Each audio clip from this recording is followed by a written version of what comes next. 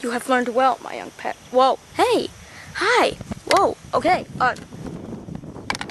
Star Wars. I'm oozing out geekdom right now.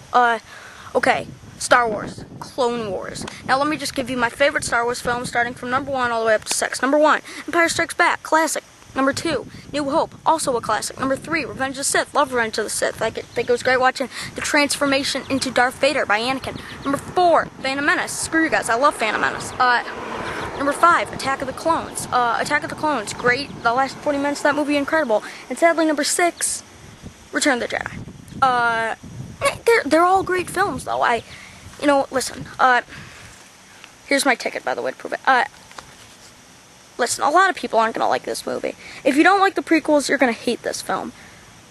I like the prequels, and so I absolutely adored this movie. Oh my god. Listen, I know a lot of people are going to be like, well, this movie's going to be stupid, yada, yada, yada. A lot of people aren't going to like this. Listen, this is not a great movie, okay?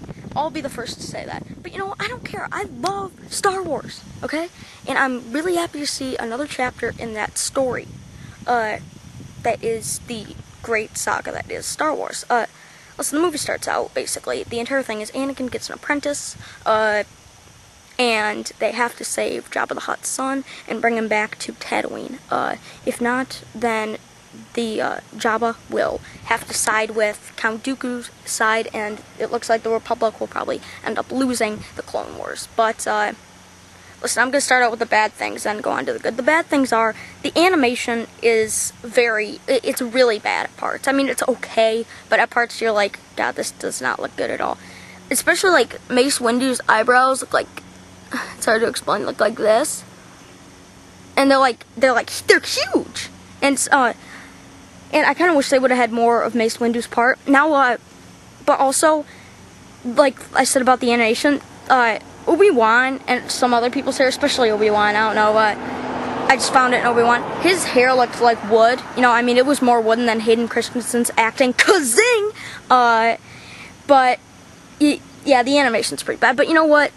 They really just laid back on this, I felt like. They, didn't shoot it on an epic scale as much. Listen, this is a kid's movie.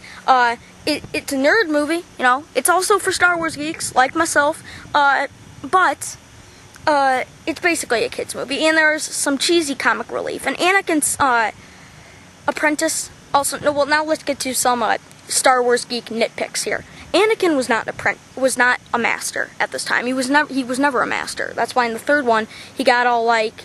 about how he joined the Jedi Council, but he wasn't a master. So, but I don't even know if I can't remember. I think Obi-Wan wasn't either when he trained Anakin. So I just thought about that because they called him Master Skywalker in this one. I was just also the lack of a part by Mace Windu, who's also voiced by Samuel L. Jackson in this one. Same with Christopher Lee as Count Dooku, and Anthony Daniels as C-3PO.